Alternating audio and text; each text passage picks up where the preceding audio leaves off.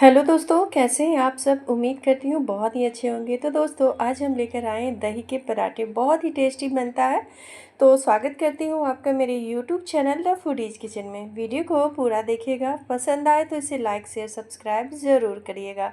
तो आइए इसे बनाना शुरू करते हैं। तो इसे बनाने के लिए यहाँ पर मैंने 1 कप दही लिया है। दही मैंने छोटे वाले कप से लिया है और दही को मैंने बहुत ही अच्छे से फेंट लिया है। तो दही को आप फेंट कर ही लें और जो भी सामान लें उसे आप नाप कर लें। और दही आप ज़्यादा खट्टा नहीं लीजिएगा। इसके बाद हम इसमें डाल देंगे 1 चम्मच चीनी और इसे अच्छे से मिक्स कर लेंगे। तो चीनी ज़रूर डालिएगा। आप चाहे तो इसमें थोड़ा सा नमक भी ऐड कर सकते हैं। तो यहाँ पर मैंने चीनी और दही को अच्छे से मिक्स कर लिया है।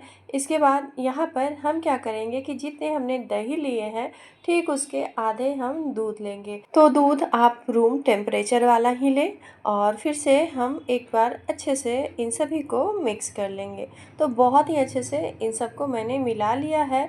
और इसके बाद हम क्या करेंगे कि यहाँ पर हम ले लेंगे मैदा। तो इस रेसिपी को आप गेहूं के आटे से भी बना सकते हैं। यहाँ पर हम जितने दही लेंगे उसके दोगुने मैदा या आटे का इस्तेमाल करेंगे। तो हमने यहाँ पर 125 ग्राम दही का इस्तेमाल किया है।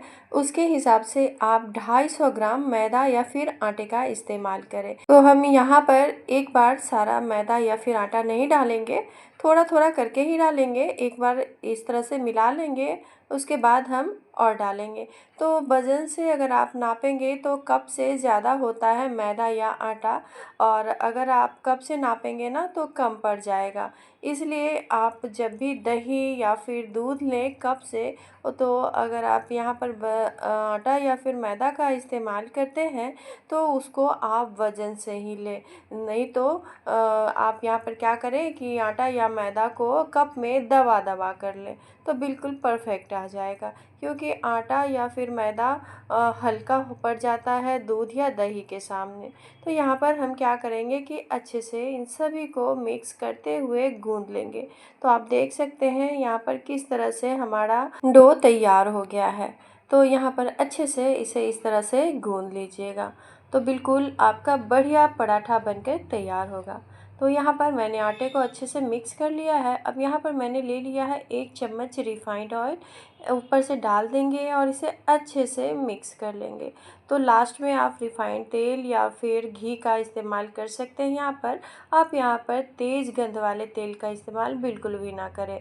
और इस तरह से हम अच्छे से एक बार फिर से इसे गूंद लेंगे। तो इस तरह से हम लोग आटे को अच्छे से लगा कर रख देंगे।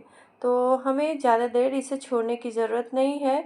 बस 5 मिनट के लिए इसे हम रेस्ट पर रखेंगे और आप देख सकते हैं कितना बढ़िया आटा हमारा बनकर तैयार हुआ है।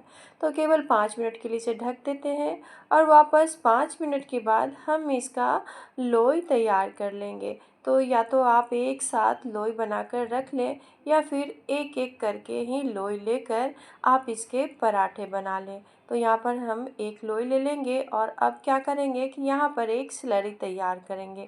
इसके लिए मैंने यहाँ पर 1 चम्मच मैदा लिया है और अब हम इसमें डाल देंगे तेल को। तो यहाँ पर मैंने फिर से रिफाइंड तेल का इस्तेमाल किया है। आप चाहे तो यहाँ पर घी का भी इस्तेमाल कर सकते हैं। तो अच्छे से इसे हम मिक्स कर लेंगे और बढ़िया से एक स्लरी बनाकर तैयार कर लेंगे। और आप देख सकते हैं इस तरह से मैंने इसे बनाकर तैयार कर लिया है। और अब हमने जो लोई को तैयार किया था वो ले लेंगे, थोड़ा सा घी या फिर तेल लगा लें और इसे रख कर बेल लें। तो हमें इसे ज़्यादा पतला नहीं बेलना है। तो पहली बार में ही केवल इसे हमें पतला बेलना है। तो इस तरह से हमने इसे बेल लिया है और अब क्या करते हैं वो मैं आपको दिखाती हूँ। तो हम यहाँ पर ले लेंगे एक चाकू और इस तरह से इसे कट करेंगे। ये देख सकते हैं आप, इस तरह से करना है।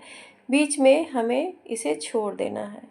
तो ध्यान से देखिएगा, इस तरह से बीच वाले भाग को हम छोड़ देंगे और इस तरह से हम इसे कट करेंगे। ये देखिए इस तरह से। तो पहले 4 भाग में हम इसे करेंगे और अब हम चारों भागों के बीच में इस तरह से फिर से कट करेंगे। ये देखिए, तो हमें इसकी कटिंग इसी तरह से कर लेनी है। तो बहुत ही आसान है। और अब हम क्या करेंगे कि हमने जो स्लरी तैयार किया था इसके ऊपर से इस तरह से फैला देंगे। तो इस तरह से अच्छे से इसमें फैला दीजिएगा। इससे आपके पराठे बहुत ही परतदार और बहुत ही सॉफ्ट बनकर तैयार होंगे। और अब हम क्या करेंगे, इस तरह से हम इसे फोल्ड करेंगे। ये देखिए, इस तरह से हमें फोल्ड कर लेना है। एक के ऊपर हम इस तरह से एक करके डालेंगे। ये देखिए, तो इस तरह से बस हमें कर लेना है। तो दोस्तों, वीडियो देखते देखते अगर आप यहाँ तक पहुँच गए हैं तो प्लीज़ वीडियो को एक छोटा सा लाइक ज़रूर कर दीजिएगा। और लाइक के साथ साथ प्लीज़ वीडियो को हाइप भी करें। तो यहाँ पर इस तरह से मैंने एक लोई बनाकर तैयार कर ली है। आप चाहें तो इसे ऐसे भी रख सकते हैं, और अगर आप चाहें तो इस तरह से आप इसे फिर से गोल शेप दे सकते हैं। ये देखिए, इस तरह से, और वापस फिर से मैंने इस तरह से इसे बनाकर तैयार कर लिया और ये गोल बनकर तैयार हो गया है। तो आप बिना गोल किए हुए भी इस पराठे को बनाकर तैयार कर सकते हैं। अब हम इसे बेल लेंगे। तो इसे हल्का मोटा ही रखिएगा।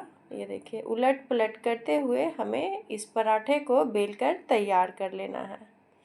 तो यहाँ पर इस तरह से मैंने इसे बेल लिया है, और बस इतना ही बड़ा हमें इसे बनाकर रखना है। तो इससे ज़्यादा हम इसे नहीं पतला करेंगे और ना ही बड़ा। तो इस तरह से मैंने इसे बेलकर तैयार कर लिया है। तो चलिए अब हम इसे सेक लेते हैं। तो इस तरह से मैंने तवे को गरम कर लिया था, और अब इसके ऊपर हम डाल देते हैं। आँच को हम मीडियम रखेंगे, और इसे मीडियम आँच पर हम इस पराठे को बनाकर तैयार करेंगे। तो पलट लेने के बाद हम अपने मनपसंद घी या तेल को इसके ऊपर लगाएंगे, और अच्छे से उलट पलट करते हुए हम इसे बनाकर तैयार करेंगे। तो हमें बिल्कुल भी कोई भी हड़बड़ी नहीं करनी है, अच्छे से हमें इस पराठे को सेक लेना है।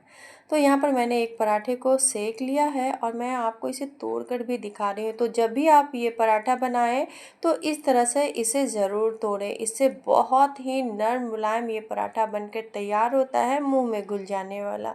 तो ये देखिए, इस तरह से मैंने इसे अच्छे से, जैसे पिटाई पराठा बनता है ठीक उसी तरह से हम इसकी पिटाई करेंगे।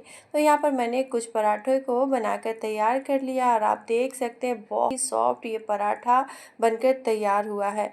इसे आप पनीर की सब्ज़ी के साथ, छोले के सब्ज़ी के साथ खाएं, मज़ा आ जाएगा। और जो लोग नॉनवेज खाते हो वो इसे उसके साथ खाएं।